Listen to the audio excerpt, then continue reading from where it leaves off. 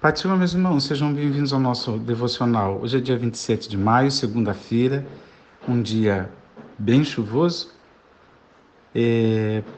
Deus dê a todos vocês uma excelente semana. Estamos lendo aqui Provérbios 12, 25. O coração ansioso deprime o ser humano, mas uma palavra de encorajamento o anima. Essa altura em que a sociedade já brasileira, inclusive, já se acostumou, né, depois de 200 anos de trabalho da psicologia, a sociedade já se acostumou com vários termos e algumas doenças são comuns, e é engraçado que a gente acaba até diagnosticando os outros. E quando a gente vê alguém aborrecido, a gente já diz, ó, tá deprimido, né? E quando a gente vê alguém, tudo isso em termos de senso comum, né? Alguém que estava aparentemente bem, de repente tem uma explosão de ira. Aí as pessoas dizem, isso aí está bipolar hoje, né? Não combina com a realidade científica, mas assim a gente vai falando. Expressões como introvertido, extrovertido e outras expressões já estão no senso comum. O que eu acho maravilhoso nas escrituras é que esses termos que só agora vão se popularizando e agora outras e outras coisas vão sendo faladas na internet e as pessoas enfim, vão falando sobre, vão se autodiagnosticando, e aí está um número enorme de pessoas que dizem ter essa ou aquela doença psicológica, né, ou patologia. E é assim que estamos. Mas o que eu acho maravilhoso é que a Bíblia já fala desses sentimentos, não há 200 anos atrás, mas esse provérbio aqui tem aí pelo menos, eu não sei dizer a conta, mas pelo menos 3.000 anos atrás, no mínimo, né? Podendo ser mais. Não fiz as contas, mas a Bíblia, então, na sua, no registro aqui do provérbio dos sábios, já falavam dessas possibilidades, dessa depressão que um ser humano pode ser acometido.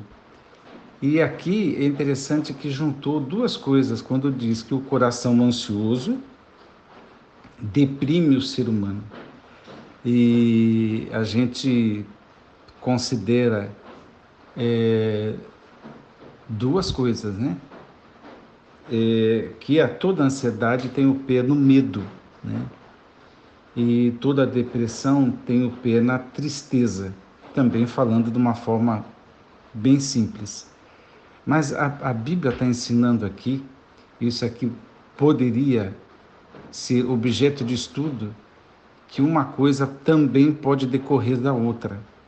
Basta a pessoa ficar ansiosa, ou seja, tentando antecipar aquelas preocupações, né, de que são, na maioria das vezes, decisões ou eventos futuros, trazendo aquela ânsia, aquela palpitação, aquele nervosismo por algo que está lá adiante, né? Então é uma pré-ocupação, é a pessoa se ocupar de uma ação apenas em termos do pensamento, das emoções. Então a pessoa começa a se preocupar tanto, eu tenho que fazer isso, e eu tenho que fazer bem, e eu tenho que dar conta, e não sei o quê, e uma série de coisas parecidas com isto, ela não fica bem, ela não fica alegre, ela deprime, né? Ela se entristece. E assim tem sido a vida moderna oferece muito disso, porque a gente corre demais, a gente está sempre, como é que eu vou dizer, correndo atrás de coisas, e essa angústia, que eu poderia chamar também de angústia, né, do coração da pessoa, como diz, eu vou lembrar aqui uma outra tradução, a angústia no coração do homem faz com que ele se abaixe, né? Não é se abaixar, ficar de cócoras. Está falando de depressão, de baixar o ânimo, de baixar produtividade, de baixar essas coisas, né? Essa angústia tem uma outra tradução que diz a aflição no coração do homem, né? O deprime. E uma palavra boa o encoraja ou lhe restitui a alegria. Bom, Osmar, tá aí, isso é uma constatação. Para que serve isso para nós, enquanto crentes? Bom, primeiro é entender que a gente está sujeito a esse tipo de jornada pessoal, né? De que a gente pode ficar tão perturbado, angustiado, ansioso com determinadas coisas, que a gente pode ter esses rebaixamentos emocionais, essa depressão. Isso pode acontecer conosco. E é a Bíblia que está dizendo. E nota que não tem aqui presença do diabo, não tem aqui ou qualquer outro elemento. Uma coisa decorrente da outra, né? E não tem um agente externo. Então, é uma possibilidade, nós somos assim, né? Essa angústia, esse peso no coração, essa ansiedade, esse negócio traz, essa perturbação toda, né? Traz tristeza ao coração, né? Então, a gente fica como sem esperança. Ontem, os jovens no culto da mocidade, na minha igreja, falaram muito de palavra de esperança, né? Então, essa é uma questão, é entender essa possibilidade. E fazer o que, afinal de contas? Guardar o coração. Mas também, assim como disse Jeremias, né, eu vou me lembrar daquilo que me traz esperança, talvez um remédio é lembrar para si mesmo palavras de esperança, das promessas do Senhor. Ontem teve um jovem que citou várias promessas nos Salmos e tudo mais. Lembrar das promessas do Senhor e tentar ser encorajado por estas promessas, por estas palavras. Isso é na questão pessoal.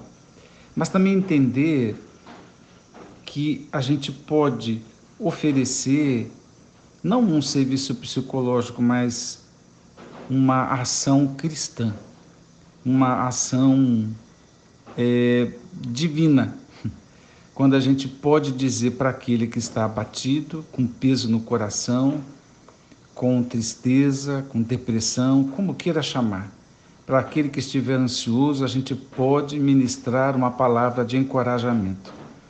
Então, essa palavra de encorajamento, ela pode vir com palavras propriamente ditas, mas também com um abraço, com uma atenção e interceder pelos irmãos. Mas aqui o texto está falando de palavra, né? Uma palavra pode restituir a alegria. Uma palavra pode lembrar da esperança que temos.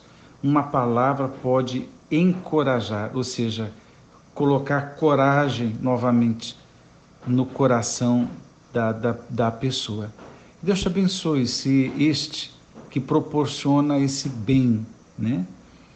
E a palavra de Deus nos orienta desta maneira e que sejamos assim, pessoas que encorajam pessoas que tiram entre aspas, o fardo de pessoas, o ajuda a carregar. E como é que faz isso? Como é que é esse dar o ombro? É apenas ministrar a palavra de Deus, estar próximo daquele que está perturbado, angustiado, ansioso. Que Deus te abençoe e nunca julgar, né, amados? Porque nos dias de hoje, você vê, a Bíblia já falava disso cerca de 3.000 anos atrás. Mas até hoje ainda tem irmãos que quando ouve que alguém está deprimido, diz que é do diabo, né? Então isso é uma mentalidade muito tacanha diante da ciência, mas também muito diminuta diante da palavra de Deus, o que é pior. A ciência está para lá e deixa lá para lá, mas a palavra de Deus já ensina essas coisas. Então não podemos atribuir ao diabo algo que são das dificuldades humanas, das mazelas humanas. Isso é uma lição para nós.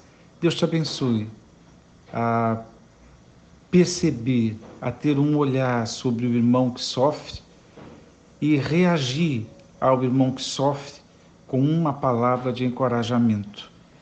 Como também, se esse processo é interior, vamos lembrar, a leitura da palavra de Deus é que nos livra no dia da depressão. É lembrar a palavra de Deus que nos tira da angústia, da ansiedade. Que Deus te abençoe. Vamos orar.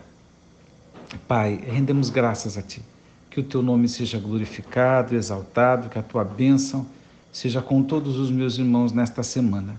Nos ajude, Senhor, sermos instrumentos de bênção e termos palavra de coragem, de esperança, de encorajamento de uns para com os outros. Eu oro, Pai, no nome de Jesus. Amém.